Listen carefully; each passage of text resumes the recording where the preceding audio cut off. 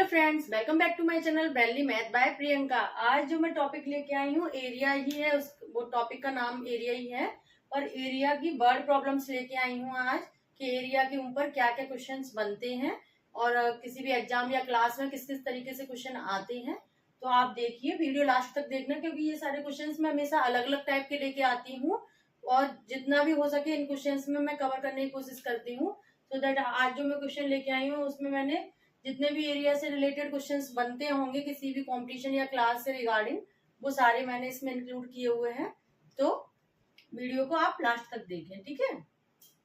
Area, पहला question है फॉर्मूले में। गाइस, एरिया का आपको लास्ट वीडियो में मैंने अपने पढ़ाया था, तो अगर वो आपने नहीं देखी होगी, क्योंकि बेसिक डिटेल में एरिया की उसमें पढ़ा चुकी हूँ, मैं ऊपर लिंक शेयर कर देती हूँ स्क्रीन पे।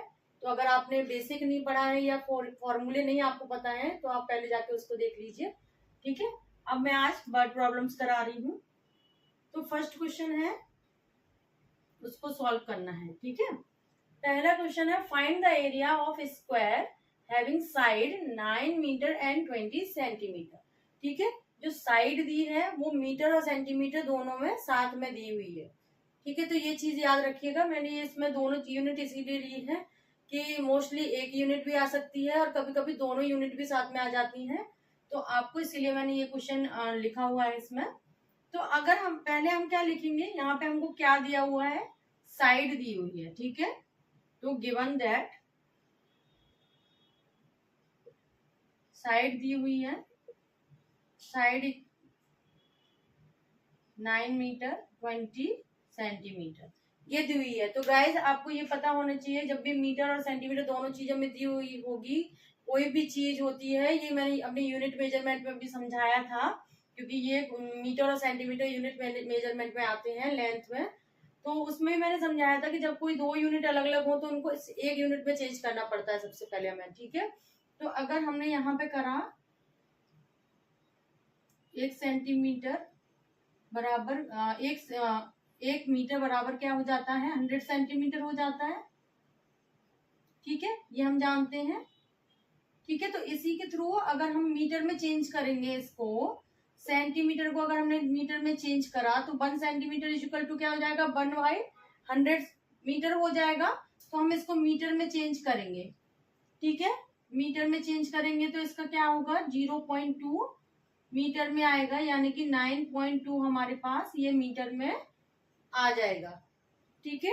ये कैसे चेंज करा है, अगर वो आपको समझना है तो मेरी लेंथ वाली वीडियो देख लीजिए यूनिट मेजरमेंट की, वो मैं स्क्रीन पे शेयर कर देती हूँ उसकी लिंक।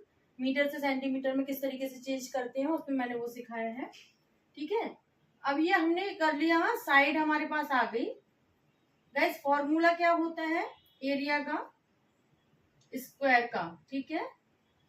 एरिया ऑफ स्क्वायर का क्या फॉर्मूला होता है, साइड स्क्वायर, ठीक है। साइड का स्क्वायर करना होता है हमको और यूनिट भी साथ में स्क्वायर में ही लिखनी होती है गाइस, ये बात याद रखना, ये मैं आपको पहले भी बोल चुकी हूँ, यूनिट भी हमको साथ में स्क्वायर में ही लिखनी है, यूनिट, ठीक है। क्योंकि एरिया निकाल रहे हैं, अगर साइड है तो यहाँ पे मीटर ही लिखेंगे और अगर एरिया लिख रहे हैं तो मीटर स्क्वायर लिखना पड़ेगा हमको, ठीक है। तो 9.2 का हमने मल्टीप्लाई करा 9.2 से,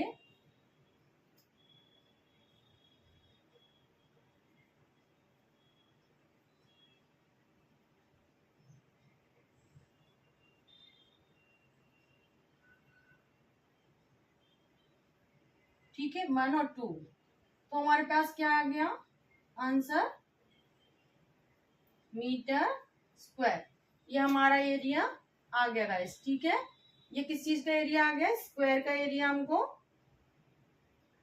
मिल गया, ठीक है गाइस। तो ये तो सिंपल था, इसमें बस मीटर और सेंटीमीटर का हमको देखना था। गाइस, एरिया के क्वेश्चन सिंपल होते हैं बट आपको फॉर्मूला अच्छे से लर्न होना चाहिए और किस तरीके से उसको करना है स्टेप बाय स्टेप वो आपको समझ में आना चाहिए, ठीक है। तो ये तो मैंने आपको समझा दिया जिसमें स्क्वायर वाला क्वेश्चन था हमारे पास, ठीक है। सेकेंड क्वेश्चन है हमारे पास,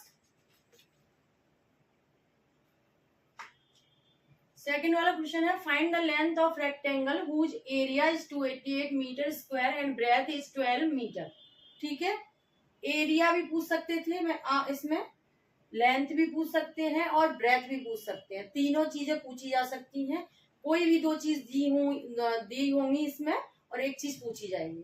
ठीक है, तो आप ये कंफ्यूज ना हो कि इसमें एरिया दिया हुआ है लेंथ कैसे निकालेंगे। फॉर्मूला सबका एक ही तरीके का होता है। ठीक है, तो कौन सा फॉर्मूला होगा, पहले हमको क्या दिया हुआ है वो देख लेते हैं। एरिया दिया हुआ है 288 मीटर स्क्वायर, ओके, और ब्रेथ दी हुई है हमको। तो क्या पूछा है, लेंथ क्या होगी। ठीक है, ये पूछा हुआ है। तो फॉर्मूला क्या होता है रेक्टेंगल का,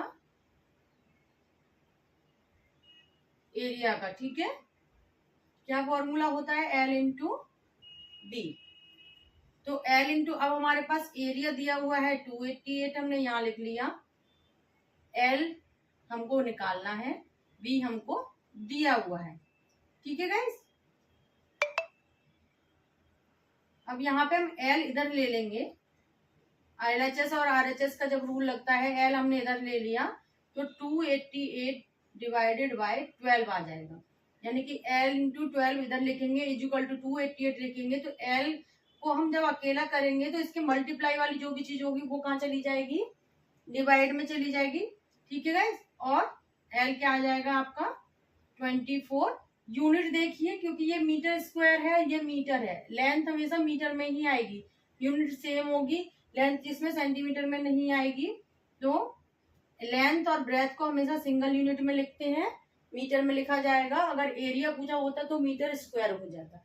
ठीक है गाइस, तो होप सो आपको ये समझ में आ गया होगा। और मेरी अगर वीडियो अच्छी लगती है तो लाइक और शेयर करना ना भूलें। चैनल पे अगर न्यू हो तो सब्सक्राइब करना ना भूलें।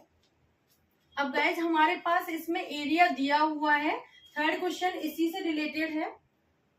मैंने थर्ड क्वेश्चन इसी से रिलेट लिखा हुआ है यहाँ पे, जिसमें हमको एरिया नहीं निकालना पड़ रहा है।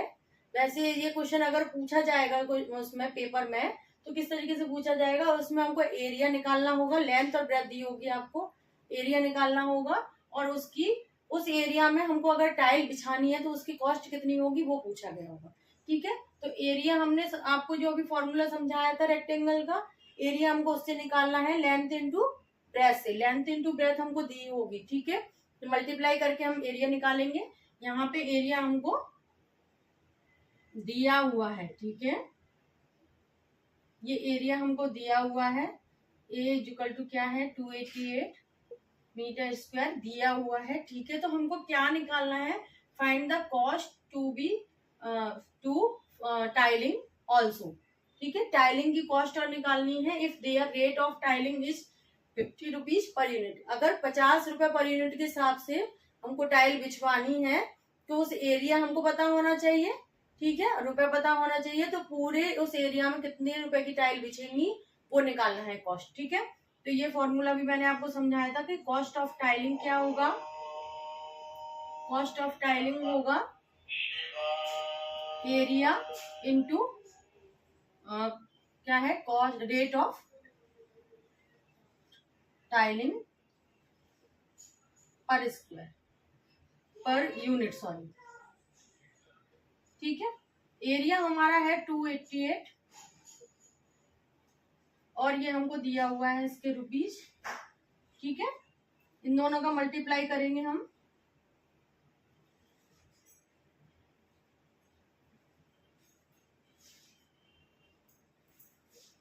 ठीक है गाइस, तो ये आपकी ये रुपए में लिखा जाएगा, ये आपको मीटर और किसी में नहीं लिखना है, इसकी यूनिट आप याद रखना, क्योंकि हमने कॉस्ट निकाली है इसकी तो हमको इसको रुपए में लिखना होगा।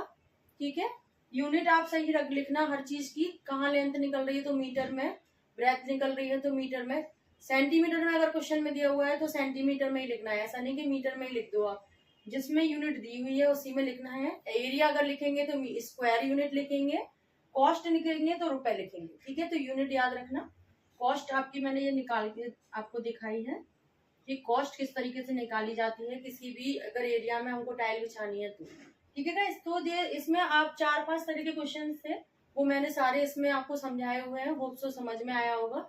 अगर इस कहीं कोई प्रॉब्लम हो तो आप मुझे कमेंट में करके पूछ सकते हैं। मिलते हैं नेक्स्ट वीडियो में। अगर मेरे चैनल पे न्यू हो तो सब्सक्राइब करना ना भूलें, वीडियो अच्छी लगे तो लाइक और शेयर करें। मिलते हैं नेक्स्ट वीडियो, तब तक के लिए बाय बाय।